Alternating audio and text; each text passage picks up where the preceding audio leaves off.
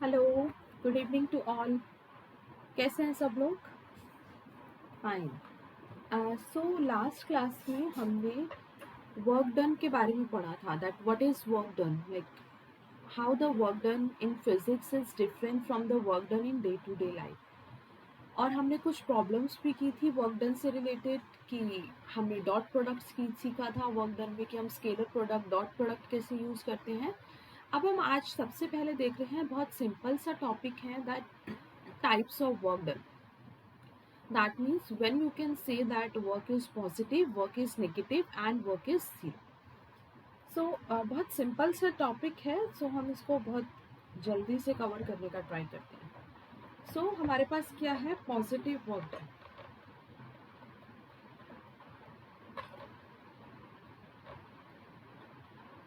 अब हमने जो वर्क का फॉर्मूला किया था, हमारे पास जो वर्क है वो सिंपली किसके इक्वल है? F S cos theta, right? So this is the formula for work done, that work is equals to Fs cos theta. अब वर्क डन पॉजिटिव कब होगा? जब मेरे पास फोर्स और डिस्प्लेसमेंट एक ही डायरेक्शन में अलाइन होंगी, राइट? जैसे फॉर एग्जांपल कोई बॉडी है, इस बॉडी पे हमने अप्लाइड फोर्स लगाया F, और इसमें जो डिस्प्लेसमेंट हो रहा है वो भी उसी डायरेक्शन में हो रहा है जिस साइड हमने अप्लाइड फोर्स लगाया। सो वर्क हमारे पास क्या होगा? F S cos theta. That means here force and displacement both are in the same direction. So if they are in the same direction, that means the angle between F and S is definitely equals to 0. So इसका मतलब हमारे पास हो गया theta is equals to 0, कि अगर force और displacement हमारे पास same direction में है तो उनके बीच में एंगल हमारे पास क्या हो जाएगा? 0। यहाँ पे 0 पुट करेंगे। So work is equals to F S cos 0, और कॉस 0 की वैल्यू हमारे पास होती है 1। सो वर्क हमारे पास क्या आ जाएगा? Force dot displacement, right? So whenever you are applying some force and the body displaces in the same direction, then the work is said to be positive, and the condition for it is that theta is always 0 for the positive work done, right? Now next is negative work.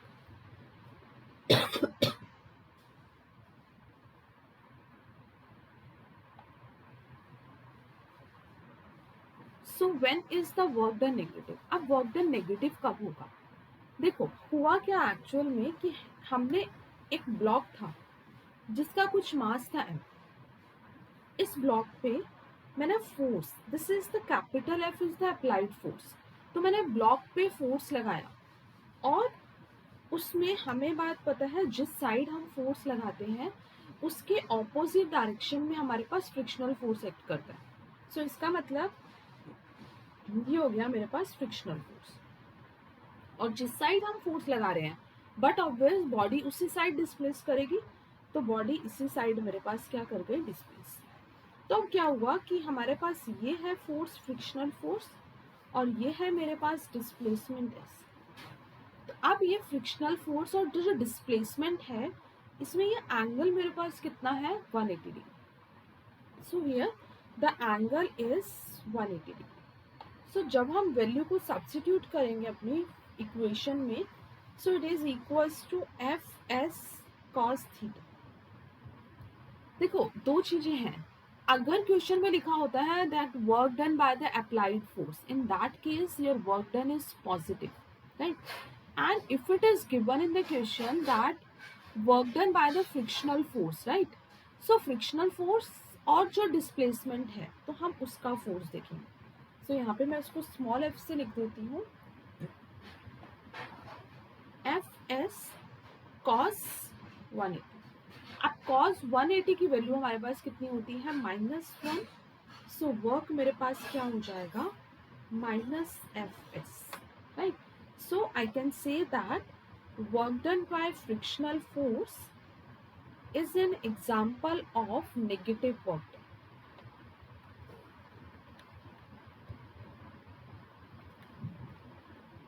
So work done bye frictional force is an example of negative work done, right. और कुछ example देखो, जैसे for example number 2। For example हमारे पास एक body है, हमने उस बॉडी को ऊपर की तरफ प्रोजेक्ट किया लाइक दिस। ये बॉडी है, मैंने इसे ऊपर की तरफ प्रोजेक्ट किया। सो इसका मतलब जब मैंने उसे ऊपर की तरफ प्रोजेक्ट किया, इसका मतलब पहले जो डिस्प्लेसमेंट है वो ऊपर की डायरेक्शन में हो रहा है लाइक दिस। और अगर मैं कैलकुलेट कर रही हूँ work done by the force of gravity, here the example is work done bye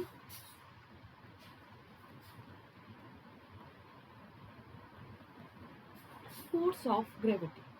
सो अब मैं अगर ग्रेविटी का वर्क डन देखूँ तो force of gravity, gravitational force हमेशा हमारे पास वर्टिकली डाउनवर्ड्स एक्ट करता है। सो ये मेरे पास हो गया डाउनवर्ड्स, राइट। तो हमें एक और बात पता है कि अगर डिस्प्लेसमेंट और फोर्स ऑपोजिट डायरेक्शन में है like this, see this is displacement and this is force, again they are making an angle of 180 degree. So that means work done is negative. So work done by the frictional force is an example of negative work done. Work done by the force of gravity is again an example of negative work done. Now next see, let's discuss one more example. Suppose that you have two equal charges of plus q and plus q. This is plus q and this is plus q, and they are separated by some distance. ठीक है। सो अब हमारे पास ये ए मान लो, ये B मान लो। Assume करो कि मैं ये जो बी वाला चार्ज है इसको इसके पास लेके जा रही हूँ, राइट। तो ये आपस में दोनों क्या करेंगे, रिपेल करेंगे। इसका मतलब हमारे पास वर्क डन इसमें भी क्या हो जाएगा, हमारे पास negative. So I can say that work done by electrostatic force of repulsion between them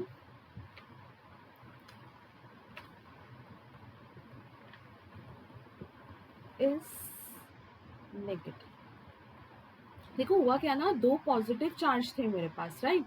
अब ये जो दो पॉजिटिव चार्ज थे मैं इसे इधर लेके जा रही हूँ, तो इसका मतलब मैं इस साइड फोर्स अप्लाई कर रही हूँ, बट वो रिपेल कर रहे हैं, वो इधर आना चाह रहे हैं। अगेन उनके बीच में जो फोर्स और डिस्प्लेसमेंट का एंगल है, again it will be equals to 180 degree. So I can say that work done is negative. Got my point? Okay, so these are the basic examples of negative work done. So next will be zero work.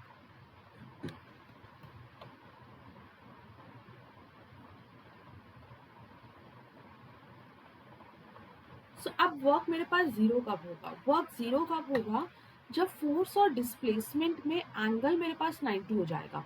देखो formula मेरे पास क्या है, W is equals to F S cos theta. अब हमारे पास क्या है, जो फोर्स है और डिस्प्लेसमेंट, अगर उसमें एंगल मेरे पास 90 डिग्री हो गया, मतलब मैं अगर ये बोलूँ that your theta is 90, so the value of cos 90 is equals to 0। So it will be equals to F S cos 90। So cos 90 मेरे पास क्या है, 0। सो वर्क मेरे पास क्या हो जाएगा, 0। तो इससे रिलेटेड हम कुछ एग्जाम्पल्स देखते हैं कि कब ऐसा पॉसिबल है। इसका एग्जाम्पल है, for example work done by pulley. अब देखो हमें क्या लगता है, हमने कुली पे कुछ सामान दिया तो कुली कुछ काम कर रहा है, but according to physics the work done by the coolie is 0। कैसे 0, मतलब मैंने ये सिंपल स्टेटमेंट लिख दी। अब जैसे क्या है कि हमारे पास कुली है, कुली ने अपने सिर पे कुछ सामान उठाया, राइट। अब इसमें जो हमारा नॉर्मल फोर्स है, राइट, हमने प्रीवियस लॉज ऑफ मोशन में हमने पढ़ा था कि कभी भी कोई बॉडी है उसके एक परपेंडिकुलर जो फोर्स लगता है, right, it is a contact force, और उसके जो परपेंडिकुलर फोर्स लग रहा है वो हमारे पास है नॉर्मल फोर्स, और वो सामान लेके आगे की तरफ जा रहा है, मतलब डिस्प्लेसमेंट है आगे की तरफ। So the angle between the both is 90। So work done is equals to 0. तो इस केस में हमारा वर्क डन क्या हो जाएगा 0. और इसका एग्जांपल है work done by the centripetal force.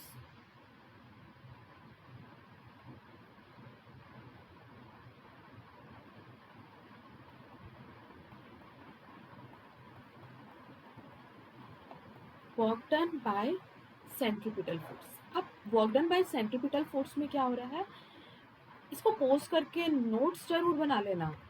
So work done by the centripetal force के केस में क्या हो रहा है, देखो बॉडी जो है सर्कुलर पाथ में रिवॉल्व कर रही है, right.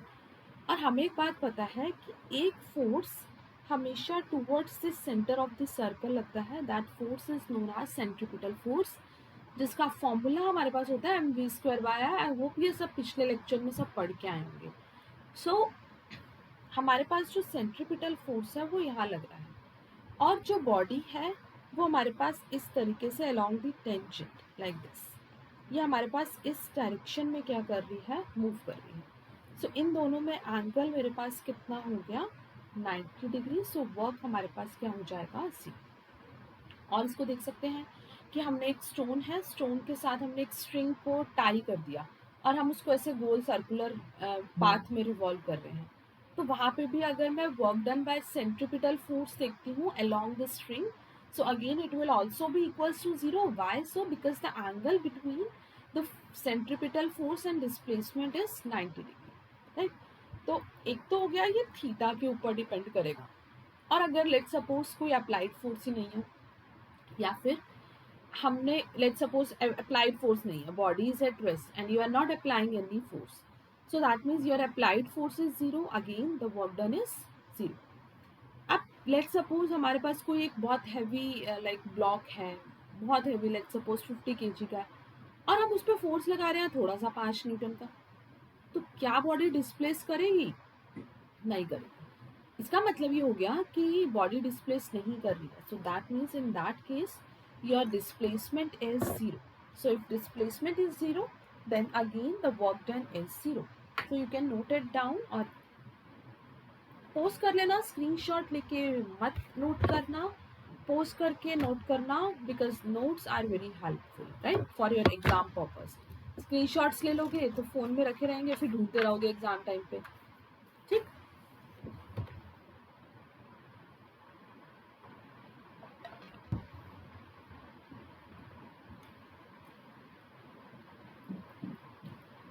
Now next is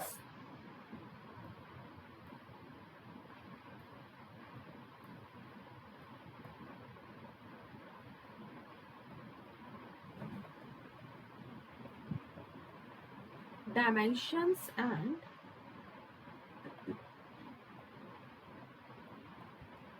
unit of work.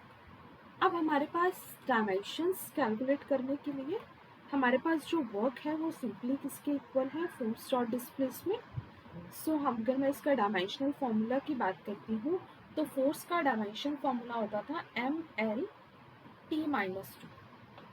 और डिस्प्लेसमेंट का डायमेंशन फॉर्मूला क्या है, L. सो वर्क डन का डायमेंशन फॉर्मूला क्या आ गया, mL/t-2, राइट. और यहाँ से इसकी यूनिट्स देखते हैं, SI यूनिट, फोर्स की SI unit joule, and displacement की SI यूनिट मीटर. फोर्स की SI unit sorry newton, by mistake I wrote. So SI unit of force is newton and displacement is metre. So Newton per meter is equals to Joule. So this is the SI unit of work. And one more unit of work, that is CGS unit. So CGS unit is equals to Ergs, right? And 1 Joule is equals to 10 to the power 7 Ergs. This is the relationship between SI and CGS unit of work, that 1 joule is equals to 10 to the power 7 Ergs, right? अब इसमें हमारे पास एक और unit आती है. Basically ये जो यूनिट की, ये हमारे पास एब्सोल्यूट यूनिट है. सो एब्सोल्यूट यूनिट हमारे पास एक हो गई SI unit and CGS unit. इसमें हमारे पास एक और यूनिट आती है, that is the gravitational unit. So sometimes you have to like for 1 mark school exams के लिए तो हम ट्राई कर सकते हैं ग्रेविटेशनल यूनिट.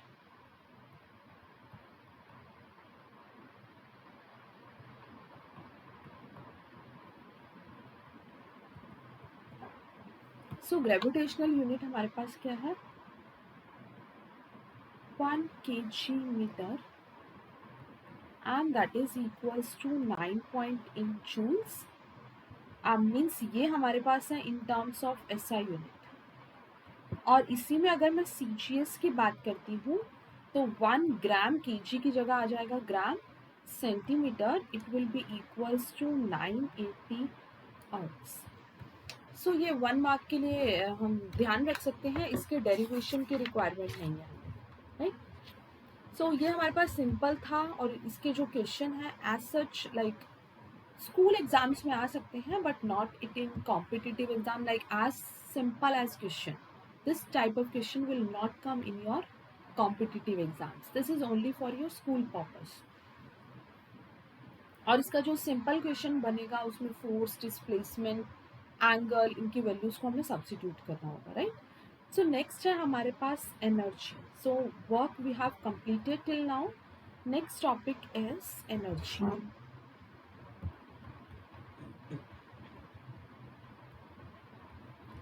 देखो एनर्जी का मतलब हमारे पास क्या है. एनर्जी का मतलब है कि हमारे पास किसी काम को करने के लिए कितनी कैपेसिटी है, that is simply energy, right. मैं कितने, तुम बोलो कि तुम 2 घंटे लगातार पढ़ सकते हो, कंटिन्यूसली तुम 3 घंटे पढ़ सकते हो, राइट. दैट मीन्स तुम्हारे पास उतनी कैपेसिटी है उस पर्टिकुलर वर्क को परफॉर्म करने की, right. So see as simple as such like energy, that means capacity to do work is known as energy.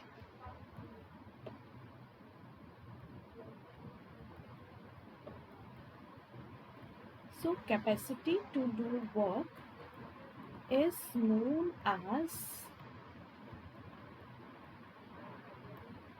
Energy, right. अब हमारे पास सिंपल टर्म्स में बात करें, ये हमने क्लास 9th में भी पढ़ा था. बहुत सारी टाइप्स की एनर्जी होती है, सोलर एनर्जी, विंड एनर्जी, तो ये सबको पता है. अब हमारे सिलेबस में कौन सी एनर्जी है,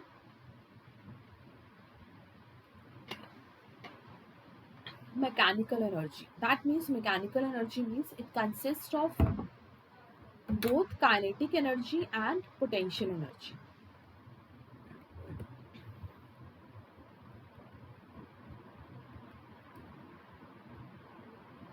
So first is kinetic energy. So kinetic energy हमारे पास क्या है, लेट्स सपोज हमारे पास कोई बॉडी है जिसका मास m है और वो मोशन में है. kinetic means whenever a body is in motion, any body, right, for example you are in motion. So जो एनर्जी पोजेस होगी, जो एनर्जी क्रिएट होगी by you is kinetic energy. So kinetic energy is simply defined as the energy possessed by virtue of the motion of our body, right? So अगर whenever you say that the body is in motion, जब भी हमें लगे कि body motion में है, उस time पे जो हमारी एनर्जी होगी वो हमारे पास कौन सी एनर्जी होगी, kinetic energy.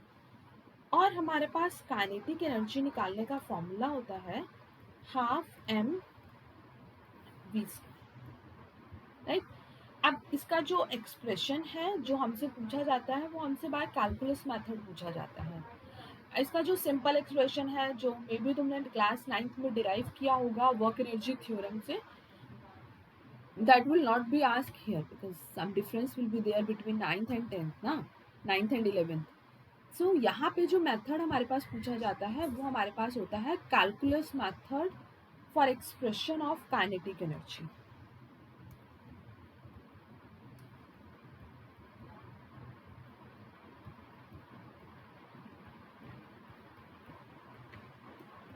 Calculus method means you have to solve it by differentiation or integration. तो बहुत सिंपल से एक्सप्रेशन है और फिर हम इससे रिलेटेड प्रॉब्लम्स डिस्कस करेंगे, न्यूमेरिकल्स डिस्कस करेंगे. सो कैलकुलस मेथड हमारे पास क्या है कि जो हमारा वर्क डन है वो किसके इक्वल है, फोर्स डॉट डिस्प्लेसमेंट. कि वर्क मेरे पास क्या है, फोर्स डॉट डिस्प्लेसमेंट. और फोर्स और डिस्प्लेसमेंट अगर सेम डायरेक्शन में है, सो वर्क मेरे पास क्या हो जाएगा, F D S cos zero. Cos zero हमारे पास क्या होता है, 1, सो वर्क मेरे पास क्या हो जाएगा, एफ डॉट डी एस। अब हमें बात पता है कि जो फोर्स है, फोर्स हमारे पास किसके इक्वल होता है, mass into acceleration. So this force is equals to mass into acceleration into ds। और एक्सेलरेशन को हम कैलकुलस मेथड से कैसे लिख सकते हैं, rate of change of velocity. That means this acceleration is equals to dv by dt। सो dw मेरे पास क्या हो गया, m dv by dt into ds। अब यहाँ से देखो, ये ds बाई dt हमारे पास किसके इक्वल हो गया, वेलोसिटी। दैट मीन्स कि जो हमारा dw है वो मेरे पास क्या हो जाएगा, mv d, राइट। अब मुझे इसको टोटल वर्क डन कैलकुलेट करना है।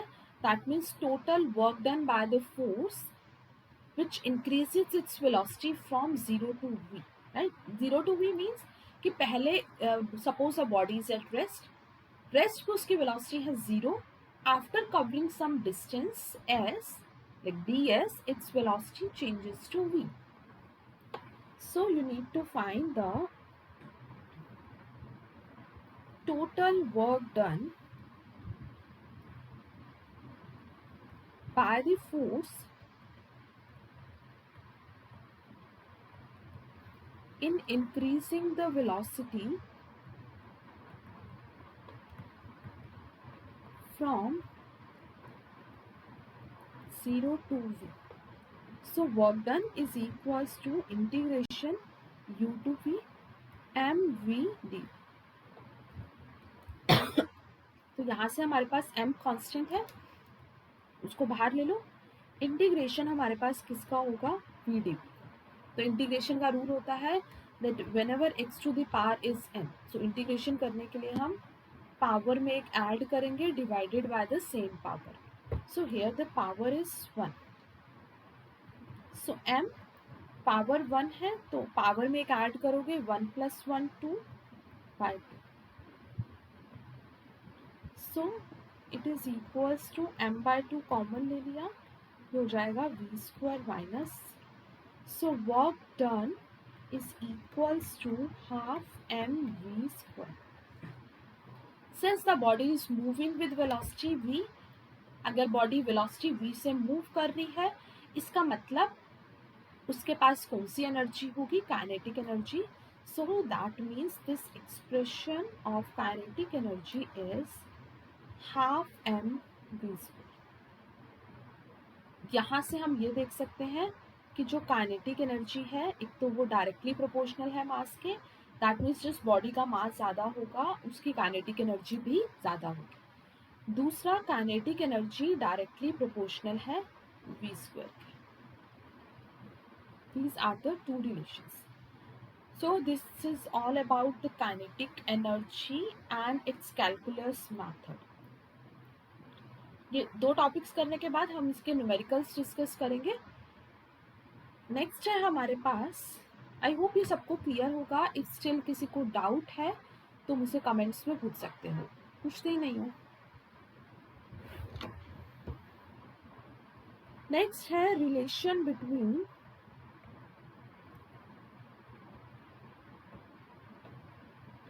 Kinetic energy and linear momentum.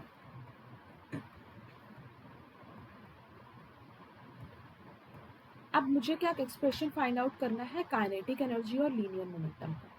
So kinetic energy का जो एक्सप्रेशन है वो मेरे पास किसके इक्वल है, हाफ mv स्क्वायर, राइट। और मोमेंटम हमने पढ़ा था, मोमेंटम हमारे पास क्या होता है, motion contained in a body, how much motion is contained in a particular body. So linear momentum is equals to mass into velocity. अब हम क्या करेंगे, मुझे काइनेटिक एनर्जी और मोमेंटम का रिलेशन बताना है, तो मैं सिंपली क्या करूँगी, इस इक्वेशन को m से मल्टीप्लाई कर दूंगी और m से क्या कर दूंगी, डिवाइड कर दूंगी। तो देखो, मल्टीप्लाई एंड डिवाइड मैं सारे स्टेप्स, सारे थ्योरेटिकल लाइंस हर इक्वेशन में, after equation, before equation use कर रही हूँ, बिकॉज जब तुम स्कूल के एग्जाम्स में अपीयर होगे, स्कूल के एग्जाम्स हो गए, तुम डायरेक्टली उसको नहीं लिख सकते हो. Like you have to know the subjective approach also, right. So इसी मेथड से अपने नोट्स बनाना तो तुम्हारे स्कूल एग्जाम्स के लिए हेल्पफुल होगी. तो इसके बाद जो हम क्वेश्चंस करेंगे उसमें वो जेई के क्वेश्चंस होंगे, नीट के क्वेश्चंस होंगे, उसके लिए ये स्टेप्स लिखने की नीड नहीं, उसमें हम डायरेक्टली सॉल्व कर सकते हैं. But for derivation always write theoretical lines before and after the equation wherever it is necessary. So multiply and divide equation 1 by m. So kinetic energy is equals to half, m से multiply करोगे हो जाएगा m square v square by m.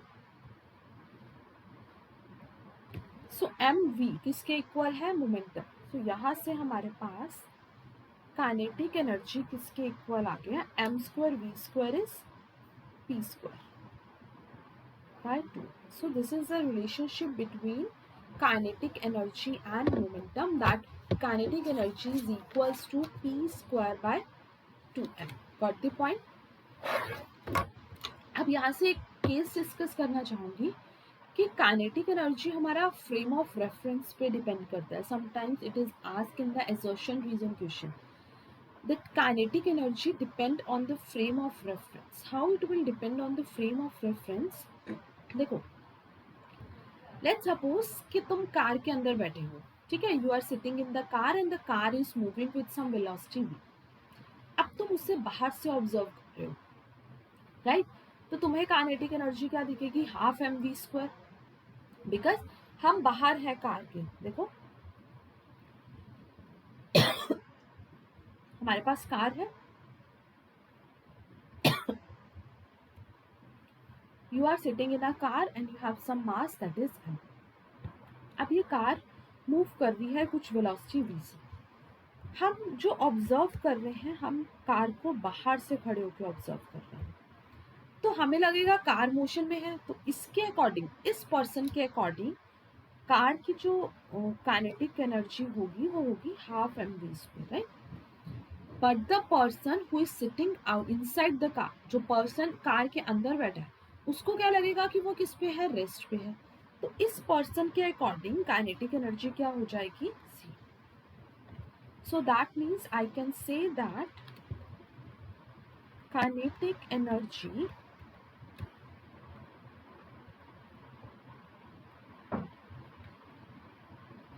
Depend upon the frame of reference. I hope ये सबको clear होगा. Simple statement है. और फिर काइनेटिक एनर्जी हमेशा हमारे पास स्केलर होगी, because it is energy and energy can't be negative, so it is always positive.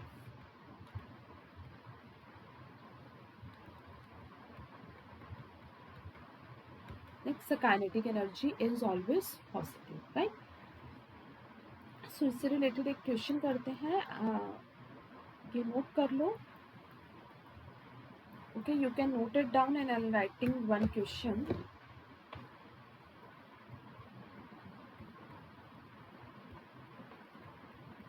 In CID serial on TV, CID serial is going on TV.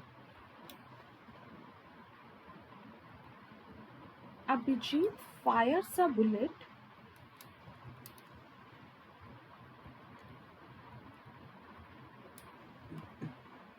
of mass 100 gram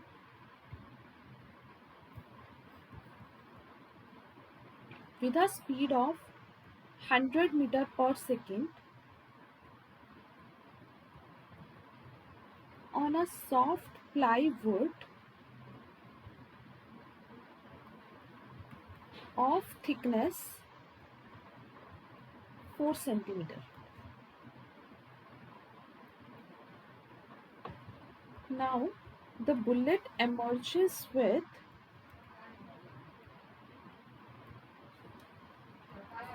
10% of its initial kinetic energy.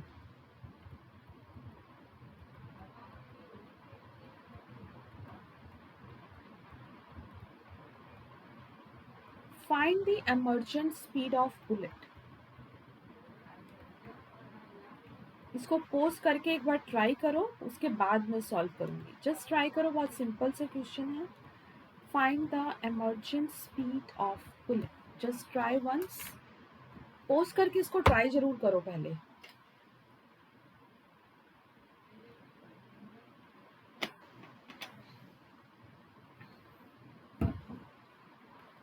Okay, I hope सबने try कर लिया होगा। देखो हमारे पास क्या बोल रहा है, that Abhijit fires a bullet of mass 100 gram with a speed of 100 metre per second. इसका मतलब सबसे पहले तो बुलेट का मास हमें कितना दे रखा है, 100 ग्राम। सो जब भी क्वेश्चन करो पहले उसकी गिवन कंडीशंस को समझो, उसकी गिवन कंडीशंस को लिख लो। जब बहुत न्यूमेरिकल्स की प्रैक्टिस हो जाएगी उसके बाद ये गिवन लिखने की ज़रूरत नहीं पड़ेगी। सो बुलेट का मास हमारे पास है 100 ग्राम। सो इसको पहले चेंज कर लो SI यूनिट्स में, because the SI unit of mass is kg. So it will equals to 1/10 kg. Of mass 100 gram with a velocity of speed of 100 meter per second. That means जो bullet है उसकी speed मेरे पास कितनी है, 100 metre per second. So it is 100 metre per second. So इसका मतलब अगर bullet का मास है और वो किसी स्पीड से मूव कर रहा है, इसका मतलब उसके पास कौन सी एनर्जी होगी सबसे पहले, यस उसके पास एनर्जी होगी kinetic energy. So kinetic energy is equals to half m u square. So half mass is what, 1/10, u is what, 100 into 100. So it is equals to 500 joules. तो यहाँ तक हमारे पास सॉल्व हो गया। आगे बोल रहा है that on a soft plywood of thickness 4 centimetre. अब मुझे एक प्लाईवुड की थिकनेस दे रखी है 4 सेंटीमीटर। आगे बोल रहा है the bullet emerges with 10% of its initial kinetic energy. यानी कि पहले तो देखो बुलेट फायर हुई, समझो क्वेश्चन को, बुलेट फायर हुई, इतना मास था इतनी वेलोसिटी से, तो उसकी इतनी काइनेटिक एनर्जी आ गई, इनिशियल काइनेटिक एनर्जी। उसके बाद वो जो बुलेट है ना, वो एक प्लाईवुड को क्रॉस करी, और जो वो प्लाईवुड थी, ये बुलेट है, ये सपोज प्लाईवुड है, ये बुलेट है, तो ये बुलेट आई, ये इसकी थिकनेस, ये प्लाईवुड, इस प्लाईवुड की थिकनेस है मेरे पास 4 सेंटीमीटर। इसको क्रॉस कर गई। जब वो क्रॉस कर गई और जब वो यहाँ से निकली तो उसकी जो काइनेटिक एनर्जी है वो 10% ऑफ इनिशियल काइनेटिक एनर्जी बची, राइट। तो मुझे उसकी एमर्जेंट स्पीड निकालनी है कि जब वो प्लाईवुड से बाहर निकली उस टाइम पे उसकी स्पीड कितनी है। My point is clear to you, fine. So इसका मतलब ये तो होगी मेरे पास इनिशियल काइनेटिक एनर्जी। अब मैं क्या निकालूंगी, फाइनल काइनेटिक एनर्जी निकाल लूंगी।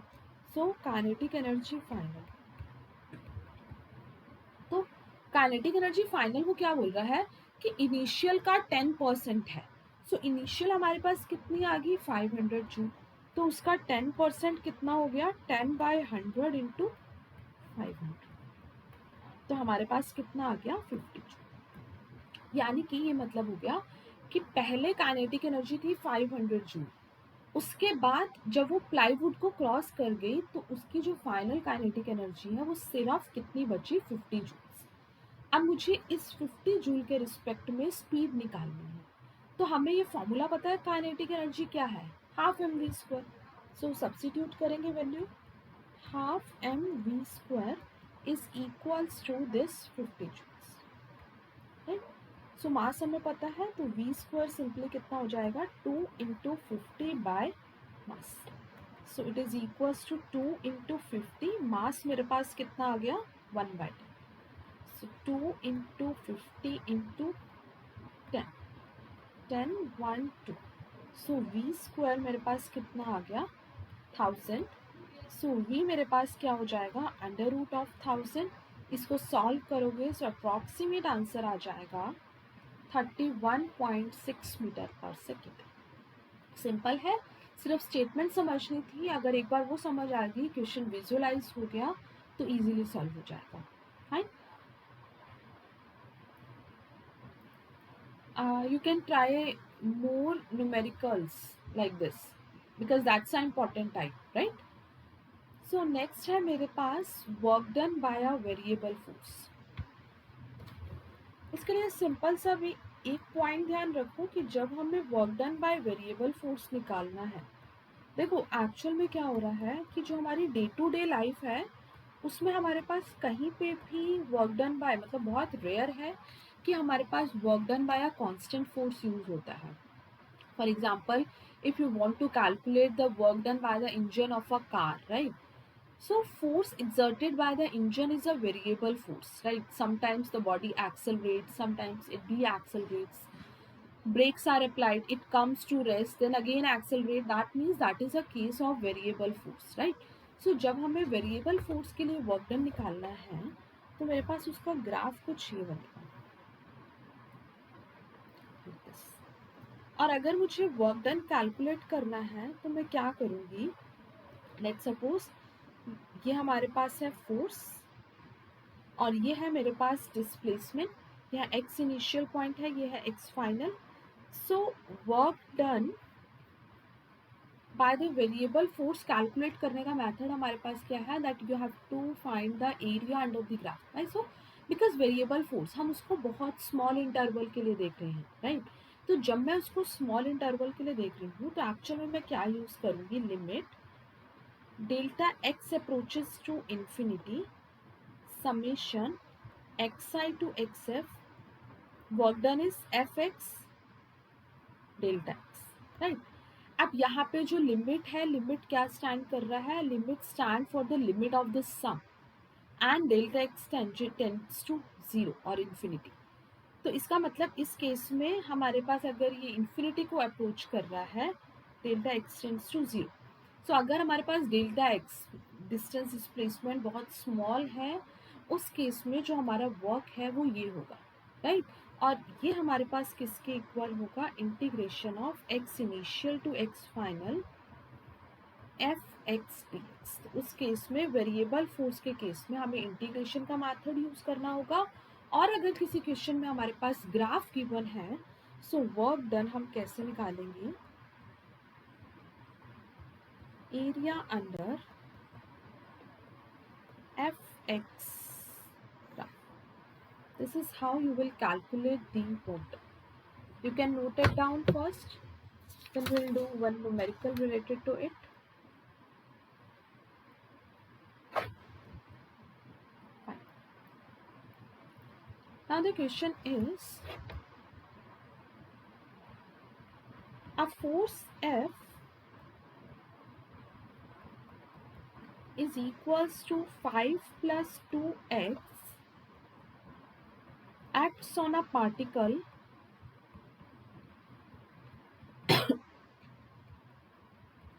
in x direction,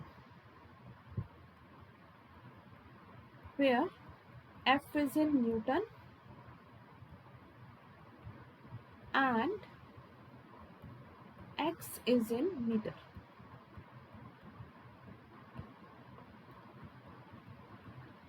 Find the work done by this force during a displacement from x equals to 0 to x equals to 1 metre. अब देखो ये हमारे पास केस है work done by the variable force. कैसे पता लग रहा है, क्योंकि ये जो वर्क है, ये फोर्स है, ये x का फंक्शन है. दैट मीन्स वो डिपेंड कर रहा है हमारी x की वैल्यू पे. जैसे जैसे हमारे पास x की वैल्यू चेंज होती जाएगी, हमारे पास फोर्स की वैल्यू भी क्या होगी, चेंज. दैट मीन्स ये हमारे पास किसका केस है, work done by the variable force. Find the work done during a displacement from x equals to 0 to 1. That means इस केस में हमें क्या करना होगा, इंटीग्रेशन. सो वर्क डन हम कैसे निकालेंगे, integration of f dot d x x initial to x final. Values को सब्सटीट्यूट करेंगे. एक्स इनिशियल है 0 1, फोर्स की वैल्यू हमारे पास क्या है, 5 plus 2x into D x. तो यहाँ पे हमारे पास क्या हो गया, work done is equals to 5dx, तो इसका इंटीग्रेशन हो जाएगा 5x, 5 कांस्टेंट, सो कांस्टेंट का डिफरेंशिएशन हमारे पास क्या है 0, और 2x हमारे पास क्या हो जाएगा 2x² 0 to 1, तो ये 2 से 2 कैंसिल, तो वर्क मेरे पास कितना आ गया 1, right. So this is the simple question related to work done by the variable force, and in the next class we will discuss more questions related to the particular topic, right, and that question will not be simple like उसमें एक बार revise जरूर करके आना class में. उसमें हमारे पास tension का concept use होगा कि वर्क डन बाय टेंशन हम कैसे कैलकुलेट करते हैं, right. So see you in the next class. Have a nice day.